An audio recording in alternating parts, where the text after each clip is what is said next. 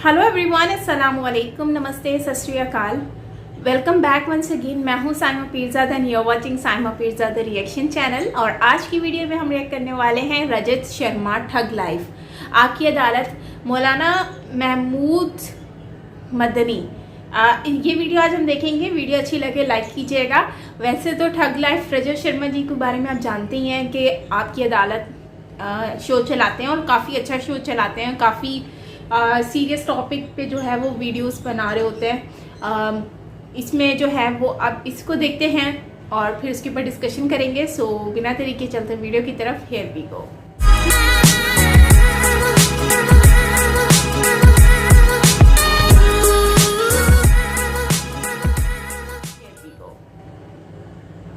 कभी नेहरू जी की बात करते हैं, कभी वाजपेयी जी की बात करते हैं। आप ये क्यों भूल जाते हैं कि इस समय एक सख्त आदमी हिंदुस्तान का प्राइम मिनिस्टर है। मैं यही कह रहा हूँ।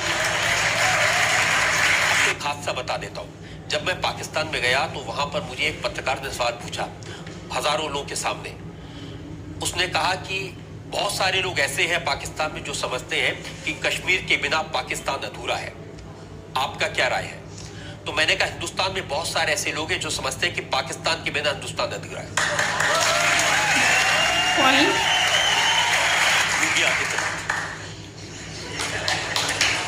इन्होंने कहा कि जो योग का विरोध करने वाले हैं उनको समुद्र में डूब मरना चाहिए। समंदर में डूब मरना चाहिए। इतिहास गवाह है कांग्रेस ने भी जो बातें हम इसके लिए मगर ये देश रहना चाहिए। नमस्ते दोस्तों, आज हम आपके लिए लेकर आए हैं आपकी अदालत का वीडियो। देखिए कैसे रजत शर्मा दो मुसलमान की बैंड बजाते हैं। तो प्लीज आप वीडियो को पूरा देखें और वीडियो पसंद आए तो प्लीज लाइक करें, चैनल को सब्सक्राइब करें और कमेंट करना ना भूलें। यासीन साहब, आप जवाहरलाल नेहरू प्राइम मिनिस्टर नहीं है, अब नरेंद्र मोदी प्राइम मिनिस्टर है। जो नरेंद्र मोदी जी हैं, नरेंद्र मोदी जी का एक ही फैसला है कि मुझे हार्ड लाइन लेनी है और हम कश्मीरियों को हम कश्मीरी उसके लिए तैयार हैं और हम अपनी ही मूवमेंट कश्मीरियों के लिए हार्ड लाइन नहीं लेनी है। वो कहते हैं ये पाकिस्तान को लव लेटर लिखना बंद होना चाहिए। Love letter? तो फिर आप डरते क्यों हैं? आपने गुजरात में एक बार कहा कि गुजरात में मुसलमान बेहतर हालत में रहते हैं और फिर इतनी मार पड़ी कि आप फिर चुप हो गए। आपने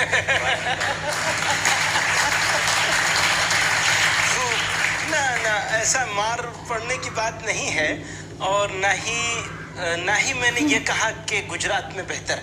मैंने कंपेयर किया था बंगाल और गुजरात को, यूपी और बंगाल को।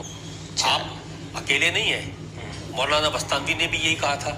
उन्होंने मुसलमानों की तरक्की का जिक्र किया था गुजरात में। वो कहाँ गायब हुए आज तक पता ही नहीं चला। आपने कोई कोशिश नहीं की उनको बचाने की मदद? नहीं, बताइए, अपने आप को नहीं बचा पाता हूँ तो दूसरे को क्या बचाऊंगा? क्या बोला तूने? बताइए, अपने को नहीं बचा पाता हूँ तो दूसरे को क्या बचाऊंगा?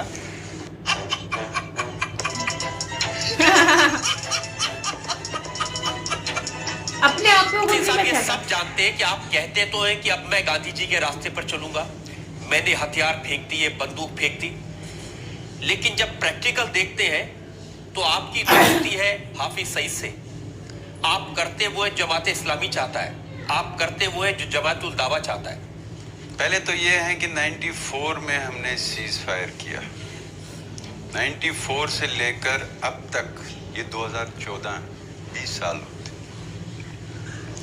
मैं आपकी स्टेट को चैलेंज करता हूं कि इन 20 साल में वो एक एविडेंस देंगे कि जम्मू कश्मीर लिबरेशन फ्रंट को पॉलिटिकल मूवमेंट के बगैर वायलेंस के साथ किसी किस्म का एक एविडेंस। मैं आपको देता हूं एविडेंस। 11 फरवरी 2013 को आप इस्लामाबाद गए, अफजल गुरु को फांसी पर दी जाने के खिलाफ आपने वहां पर अनशन किया और हाफिज सईद आकर आपकी गोद में बैठ गए।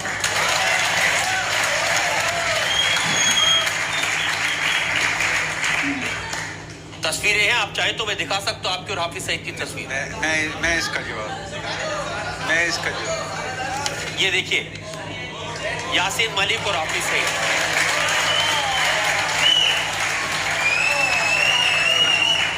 ऐसे बैठे जैसे दो बिछड़े भाई भाई सब मिले।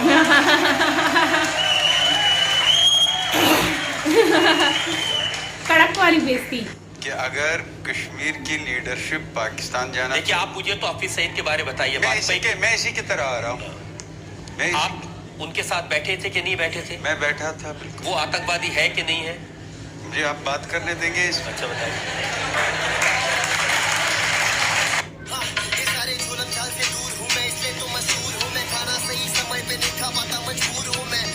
बात शायद ये है कि नरेंद्र मोदी की तारीफ करना गुनाह है। बहुत सारे उलेमा उन्हें मिले थे और उन्होंने कहा कि आप सबके लिए मेरे दरवाजे खुले हैं, रात को आधी रात भी दस्तक देंगे तो मैं मिलूंगा, आपकी कोई प्रॉब्लम होगी सॉल्व करूंगा। तो आप मिलेंगे? देखिए जरूरत होगी तो जरूर मिलेंगे, और उन्होंने ऐसा कहा है तो इसकी सराहना भी की जानी चाहिए। आप सराहना भी करेंगे, आप दरवाजे खुले रखने को अच्छा भी मानेंगे, लेकिन जाएंगे नहीं। नहीं, मुझे लगता है आपको ऐसा नहीं है। आपको डर लगता है कि कहीं मुसलमान भाई बहन नाराज ना हो जाएं। नहीं ऐसा नहीं है। हमारे यहाँ तो पहले दिन से ये रेजोल्यूशन है कि रेजोल्यूशन पास किया है बाकायदा हमारी तंजीम ने। उसकी जब सबसे बड़ी बॉडी है जिसमें 6000 मेंबर होते हैं, उन्होंने सर्वसम्मति से ये रेजोल्यूशन पास किया है कि जरूरत होगी तो जरूर मिला जाएगा। जफर सरेशवाला ने मुझे किस्सा बताया 2003 का। महेश भट्ट सूरत में गए थे, आपने उन्हें इनवाइट किया था और वहां पर उन्होंने बहुत जहर उगला था मोदी जी के बारे में। तो जफर कह रहे थे कि रात को 12 बजे मौलाना मदनी बैठे थे, महेश भट्ट बैठे थे, मोदी जी का फोन आया और मोदी जी ने कहा कि मैं आपसे बात करने को तैयार हूँ। आपने मुझे जालिम कहा है, लेकिन ये जालिम आपसे बात करने को तैयार है। आप 5 आओ, 500 आओ या 5000 आओ, लेकिन आप गए नहीं।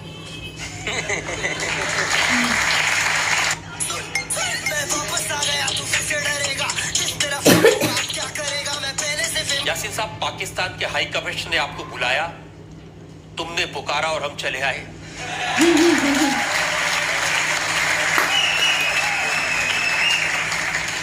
यासीन साहब, आप हिंदुस्तान में रहते हैं, यहाँ का नमक खाते हैं, यहाँ की रोटी खाते हैं, यहाँ की हवा में सांस लेते हैं, यहाँ का पानी पीते हैं, लेकिन बात करने के लिए बार बार पाकिस्तान भागते हैं।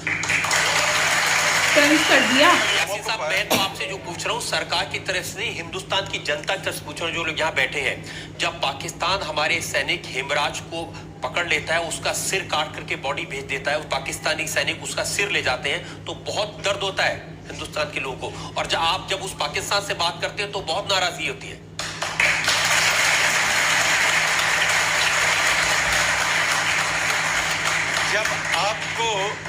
जब आपको इस चीज पे या हिंदुस्तान के लोगों को बहुत दर्द होता है, तो फिर आप पाकिस्तान के साथ क्यों बात कर रहे हैं? आपने पाकिस्तान के प्राइम मिनिस्टर को यहाँ क्यों बुलाया था?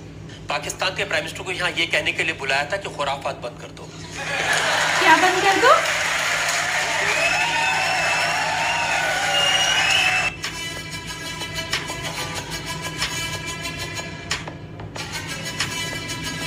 कांग्रेस ने जब आपको टिकट दिया तो इसीलिए दिया ना कि आपके पीछे इतने सारे फॉलोअर्स हैं, मुस्लिम समुदाय में बहुत सारे लोग हैं जो आपको मानते हैं। इसलिए भी तो दिया होगा कि मैं सच बोल लेता हूँ कभी कभी, और इसलिए नाराज भी हो गया होगा कि सच बोल लेता हूँ।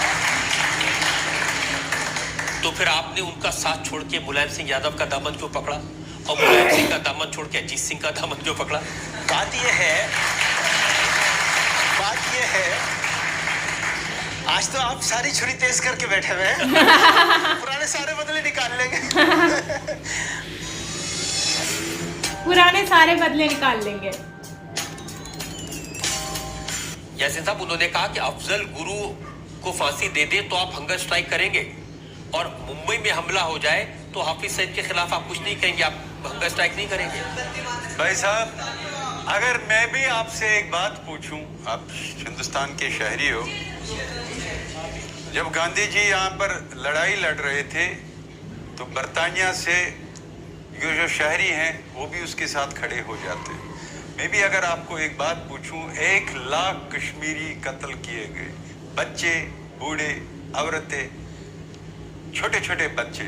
अगर मैं आपसे भी ये पूछूं, कश्मीर के हर मोहल्ले, कश्मीर के हर गांव और मोहल्ले में सिर्फ शहीदों के कब्रिस्तान नजर आते। भाई, आप आप उसके लिए यहाँ क्यों नहीं सड़कों पे निकल आते यासीन हो? साहब, वो कत्ल करने के लिए आतंकवादी पाकिस्तान से आते हैं, कत्ल करने के लिए आतंकवादी सूडान से आते हैं। देखिए, मैंने पहले भी कहा, मैं अब भी रिपीट करूंगा, बम्बई में जो हुआ, मैं ही नहीं कश्मीर के सारे लीडरों ने उसको कंडेम किया और कहा ब्रूटल किया। आज मैं आपसे पूछ रहा हूँ, आज मैं शोर बचाने को तैयार हूँ कि जिस आदमी ने हिंदुस्तान के खिलाफ जंग छेड़ी, उसके कैंप में आप गए, 4 घंटे वहां तक रहे, उस समय भी वो हिंदुस्तान का मोस्ट वांटेड आतंकवादी था। देखिए, एक बात मैं आपको बता दूं, जब उस वक्त मामला आगे बढ़ रहा था, आपके हिंदुस्तान में भी, पाकिस्तान में भी और दुनिया भर में और कश्मीर में भी एक पॉजिटिव वाइब्स थी कि शायद मसला अब हल की तरफ बढ़ रहा है। मैं आपसे यासीन साहब, लोग तो ये कहते हैं कि हाफिज सईद की जगह बातचीत की टेबल पर नहीं, हिंदुस्तान की जेल में होनी चाहिए। देखिए, पॉइंट।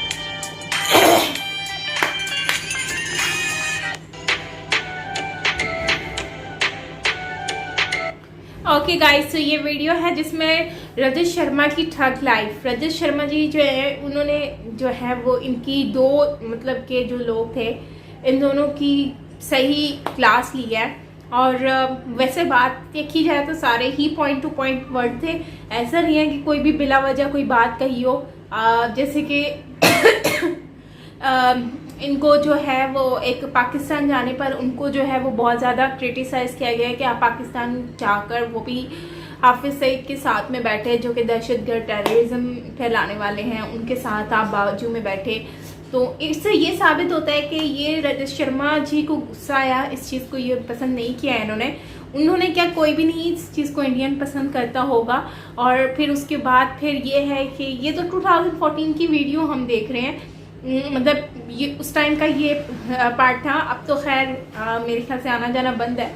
तो उस टाइम पे हालांकि उन्होंने पूरे प्रूफ के साथ आए रजत शर्मा जी, उन्होंने वो न्यूज़पेपर पे भी उस टाइम पे छपा होगा ये सब कुछ, तो वो जो है वो लेकर आए और उन्होंने ये दिखाया कि ये देखो, ये प्रूफ है कि आप वहाँ पर उनके साथ बैठे थे। सो उन्होंने ये भी उनके मुंह से कहलवाया कि ये दहशतगर्द है कि नहीं है, मतलब कि आप दहशतगर्द के साथ बैठे हुए हो।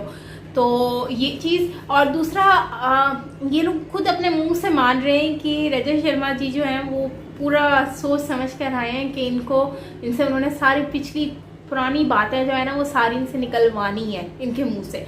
सो ये सारी चीज़ें, बाकी रजत शर्मा जी को अगर नॉर्मली हम देखते हैं तो ये एक आम, मतलब एक सिर्फ यहाँ पर खड़े हुए इंसान नहीं है, बल्कि ये एक बहुत ही अहम पर्सनैलिटी भी हैं और साथ साथ में ये लॉयल भी बहुत है। ये अपने शो में जो देशभक्त नहीं है, जो देश से गद्दारी करता है या देश के खिलाफ चलता है, उनको जो है ये जवाब करारा देते, मौका नहीं छोड़ते किसी को भी बातें सुनाने का।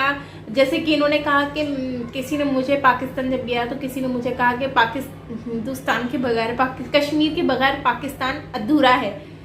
तो मैंने कहा कि पाकिस्तान, इंडिया जो है वो पाकिस्तान के बगैर अधूरा है। तो मतलब वो बात जो है ना बड़ी सो आने थी, मतलब पॉइंट टू पॉइंट इनको पता है कि कहाँ पर क्या बात करनी है, किसको कहाँ पर कैसे जो है वो जवाब देना है। सो ये सारी चीज़ें। दूसरा, इन्होंने जितने भी, मतलब कश्मीर में लोग मरे वो अलग बात है, एक है मरे तो हैं, लेकिन साथ में जो मुंबई में लोग मरे वो भी चीज़ देखी जानी चाहिए। जैसे मुंबई में लोग मरे तो ये कहाँ से आए थे, टेररिज्म कौन फैला रहा था, ये सारी चीज़ें भी हमें देखनी होती हैं, बजाय इसके कि हम सिर्फ ये कहें कि सिर्फ हम सिर्फ वो चीज़ें नज़र देख रहे हैं जो हमारे ऊपर बीतती हैं, हम वो क्यों नहीं देखते हैं जो सामने वालों पर भी बीती हैं। सो इस बात पे तो बहुत ही बड़ा अफसोस है कि मुंबई में जो टेररिज्म हुआ था उसको कोई भी नहीं भूल सकता, कोई भी नहीं भूल सकता, क्योंकि वो एक आम टेररिज्म नहीं था, उससे बहुत सारे लोगों की मासूम जानें गई थी, बहुत वर्कर्स की जानें गई थी, और जो कि बहुत ही ज़्यादा काबिल अफसोस भी है, और जितना भी अफसोस किया जाए उतना ही कम है। लेकिन साथ साथ जो है मैं रजत शर्मा जी के बारे में बोलूँगी कि इन्होंने दोनों जो हैं गेस्ट थे उन दोनों की सही से क्लास ली है, और उनको सही जवाब, करारा जवाब दिया है, तो जो कि बहुत ही अमेजिंग, मुझे बहुत अच्छा लगा ये वीडियो देख के। एटलीस्ट ये है कि रजत शर्मा जी जानते हैं किसको कहाँ पर क्या बात बोलनी है। सो ये चीज़ मुझे बहुत अच्छी लगी है। सो खैर गाइज, ये थी हमारी आज की वीडियो। आई होप कि आपको अच्छी लगी होगी। वीडियो के बारे में ज़रूर मुझे बताइएगा कि आपको कैसी लगी, इसका कौन सा पॉइंट जो है वो आपको ज़्यादा अच्छा लगा। वैसे तो सारे पॉइंट ही बहुत ज़्यादा नॉलेजेबल थे, काफ़ी समझने वाले थे। और इन्होंने कहा कि एक बात मुझे सरफराज की समझनी है। इन्होंने कहा कि जब भारत को पाकिस्तान से इतना इशू है तो फिर भारत ने क्या वजह है कि भारत ने जो है वो भारत ने पाकिस्तानी प्राइम मिनिस्टर को जो है वो इनवाइट किया था। बात तो वैसे ये इन्होंने जो की है, पॉइंट तो यहाँ पर भी उठता है, लेकिन बात वही आ जाती है कि उस टाइम पर कंडीशंस कुछ और होंगी, लेकिन उसके पीछे भी कोई लॉजिक ज़रूर होगा। जाहिर सी बात है, भारत ने अगर उनको बुलाया है तो उसका लॉजिक होगा, ऐसे तो नहीं बुलाया होगा। और दूसरी बात यह है कि आज के दौर में तो वो भी नहीं बुलाते। और जहाँ तक मुझे याद है, यूएन जो कमेटी है वहाँ पर भारत ने तो अफ़गानिस्तान की अकॉर्डिंगली जो मीटिंग चल रही थी तो वहाँ पर पाकिस्तान को इनवाइट भी नहीं किया, बल्कि उनके कहने पर भी उनको बैठने की परमिशन नहीं दी। सो खैर, आज के दौर में तो नामुमकिन है, इम्पॉसिबल है। एनीवेज गाइज, ये थी हमारी आज की वीडियो। वीडियो अच्छी लगी हो तो लाइक कीजिएगा, शेयर कीजिएगा एंड सब्सक्राइब नहीं किया तो चैनल को सब्सक्राइब कीजिएगा। मिलते हैं नेक्स्ट वीडियो के साथ। Till then take care, bye bye.